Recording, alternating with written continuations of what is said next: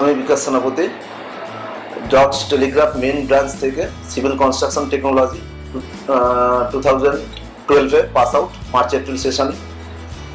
এখন আমি প্রেজেন্ট আবিরা নির্মাণ উদ্যোগ লিমিটেড একটা ডেভেলপার ফার্মে সিনিয়র এক্সিকিউটিভ হিসেবে কাজ করছি। 2009-এ আমি আমাদের জজ টেলিগ্রাফের ব্রাঞ্চ, যেটা কন্টাইতে যেটা ব্রাঞ্চ আছে, সেই ব্রাঞ্চে আমি অটোক্যাড করি সিভিলের।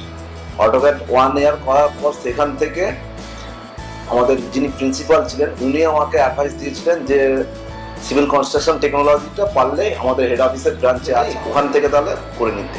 তো সেইভাবে আমি তার 1 বছরের মধ্যে এখানে যোগাযোগ করে এখানে আমি সিভিল কনস্ট্রাকশন টেকনোলজিটা করলাম। এবার আমি যখন এইখানটায় অ্যাডমিশন নিই, তো আমার একটা শখ ছিল সিভিল কনস্ট্রাকশন টেকনোলজির সম্বন্ধে বিষয়টা জানা, কি জিনিসটা কি জানা, এটা একটা আমার একটা শখ ছিল ছোটবেলা থেকে। এখানে 2011-12 সালে যখনই আমরা সেশনে ভর্তি হয়েছিলাম, সেই সময় আমাদের যিনি স্যাররা ছিলেন খুব ভালোই, ওনারা আমাদের পড়াতেন, আমরাও মনোযোগ দিয়ে সাবজেক্টগুলো রেগুলার বেসিসে ক্লাস অ্যাটেন্ড করতাম।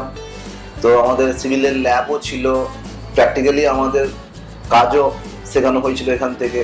সিভিল কনস্ট্রাকশন টেকনোলজি আমরা জজ টেলিগ্রাফ থেকে যে কোর্সটা করলাম, যা যা আমরা শিখলাম, সেটা আমরা কনস্ট্রাকশন লাইনে ফিল্ডে গিয়ে পুরো 100% আমরা তার ব্যাকআপ পাচ্ছি। তো কোম্পানিগুলোতে আমি আজকে 3টে কোম্পানিতে রানিং অ্যাপ প্রেজেন্ট। এর আগে 2টো কোম্পানি চেঞ্জও করেছি, যেটা 3 নম্বর কোম্পানিতে। থার্ড কোম্পানিতে এসে বা আগের কোম্পানিগুলোতে দেখলাম যে সমস্ত সাইটের সমস্ত সুপারভাইজার গাইস লেভেলে থাকতো, তাদের থেকে আমরা এই জজ টেলিগ্রাফ থেকে সিসিটিভি করে যারা ফিল্ডে কাজ করছে ওদের থেকে অনেকটাই বেটার পজিশনে আমরা থাকতে পারি। বেসিক পার্থক্য হচ্ছে এখানে যেটা আমরা শিখে যেতাম, যে বিবিএস বলুন বা এস্টিমেট বলুন, সার্ভিং বলুন, যার সমস্ত মেটেরিয়ালসগুলো আমরা পড়তাম, বিল্ডিংয়ে ড্রয়িং করা থেকে আরম্ভ করে সবই তো হাতে আমরাই নিজেরাই স্যার শিখেছেন, আমরা করেছি।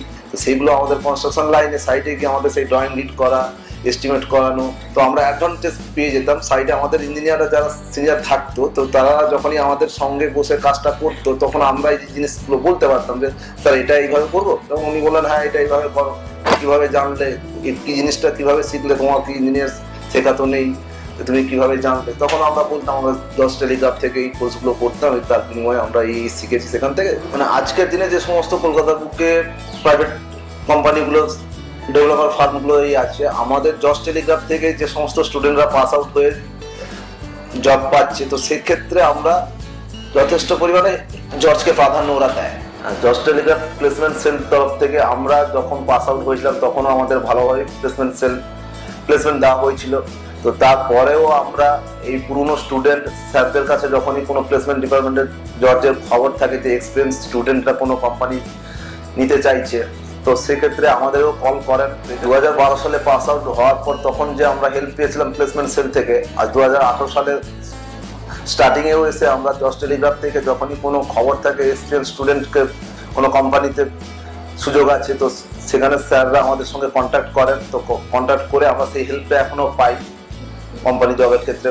তো এইখানটা যেটা আমরা জজ টেলিগ্রাফ তরফ থেকে যে প্লেসমেন্ট সেল থেকে যেটা পাচ্ছি আজও, এটা মনে হয় না, আমার মনে হয় না সেটা অন্য কোথাও পাবো বলে এই ব্যাপারটা। আমরা মানে কেরিয়ারের ক্ষেত্রে কেউ যদি যে কোনো স্ট্রিমের, যে কোনো স্টুডেন্ট যে কোনো স্ট্রিমের যদি অ্যাডমিশন নেয়, জজ টেলিগ্রাফের যে কোনো স্টুডেন্ট তার লক্ষ্যে যদি পৌঁছানোর জন্য যদি সে ধ্যান দেয় ওই সাবজেক্টটার প্রতি, তাহলে আর জজ টেলিগ্রাফের যেভাবে আমরা ব্যাকআপটা পাই স্যারদের কাছ থেকে, প্লেসমেন্ট সেলদের তরফ থেকে, তো সেই স্টুডেন্ট সাকসেস হতে বাধ্যই। আমার যে আজকে কেরিয়ারের এই জায়গাটায় যে আমি যে এসে দাঁড়িয়ে আছি, তার ক্ষেত্রে জজ টেলিগ্রাফ আমার অবদান যথেষ্ট পরিমাণেই আছে আমার প্রতি।